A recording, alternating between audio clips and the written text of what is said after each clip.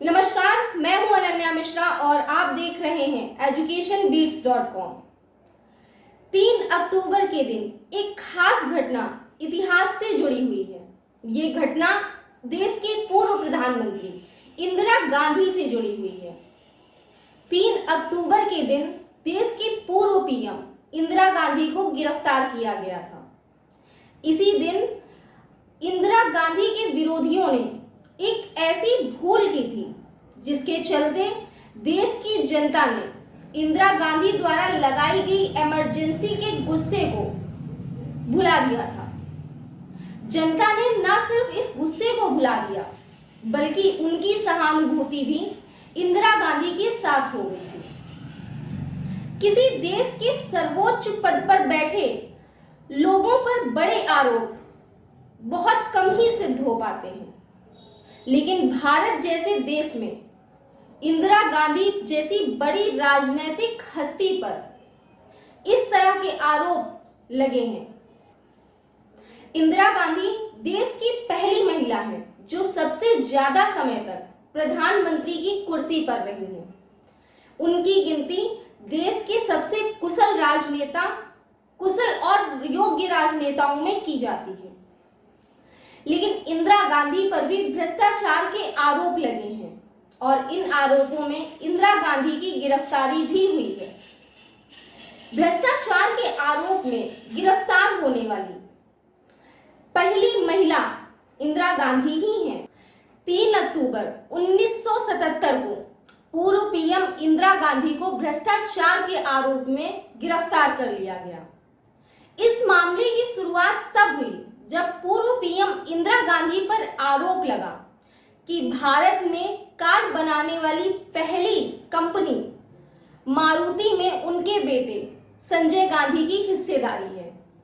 इसके बाद इस मामले में लोकसभा में पूछे गए एक सवाल के जवाब में झूठी जानकारी देने के इल्जाम में इंदिरा गांधी को गिरफ्तार करने का प्रस्ताव पास कर दिया गया। आपातकाल के बाद पराजय का दंश झेल रही इंदिरा गांधी को और भी कमजोर करने के इरादे से तत्कालीन जनता सरकार ने तय किया कि लोकसभा को अंधेरे में रखने के आरोप में इंदिरा गांधी को गिरफ्तार कर लिया जाए। प्रस्ताव लोकसभा में आया और आपातकाल की यातनाओं से नाराज अधिकांश सांसदों ने उसे तुरंत पास भी कर दिया। जब जनता पार्टी की सरकार इंदिरा गांधी की गिरफ्तारी हुई तब जनता पार्टी की सरकार थी। मोरारजी देसाई प्रधानमंत्री थे और चौधरी चरण सिंह गृह मंत्री थे। सीबीआई ने इस मामले में एफआईआर दर्ज की और 3 अक्टूबर को इंदिरा गांधी को गिरफ्तार कर लिया गया। इंदिरा गांधी को किंग्सवे कैंप की पुलिस लाइन में बनी ऑफिसर्स मेस में रखा गया।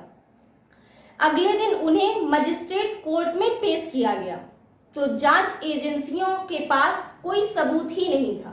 इस वजह से तकनीकी आधार पर उन्हें बरी कर दिया गया। इंदिरा गांधी ने इमरजेंसी के दौरान कई विरोधियों को जेल में डाला था। इस वजह से कई नेता नाराज थे जो चाहते थे कि इंदिरा को भी जेल भेजा जाए। कहा जाता है कि चौधरी चरण सिंह तो इस बात के लिए अड़ गए थे, लेकिन मोरारजी देसाई राजी नहीं थे। जनता पार्टी की इस भूल को ऑपरेशन ब्लेंडर का नाम दिया गया क्योंकि इससे इंदिरा गांधी को तो कोई नुकसान नहीं हुआ, बल्कि यूं कहें कि इससे इंदिरा गांधी को तो नुकसान कम हुआ बल्कि उनको फायदा काफी ज्यादा हुआ। जनता के अंदर जो इमरजेंसी को लेकर गुस्सा था वो कम होने लगा और उनके प्रति जनता की सहानुभूति बढ़ गई, जिसके कारण 1980 में इंदिरा गांधी ने सत्ता में एक बार फिर जोरदार वापसी की थी। तो ये थी 3 अक्टूबर से जुड़ी इंदिरा गांधी की खास घटना जो 3 अक्टूबर से जुड़ी हुई है। तो इसी के साथ मैं अनन्या मिश्रा फिर मिलूंगी आपसे किसी नए मुद्दे के साथ। तब तक के लिए बने रहिए एजुकेशन बीट्स के साथ। नमस्कार।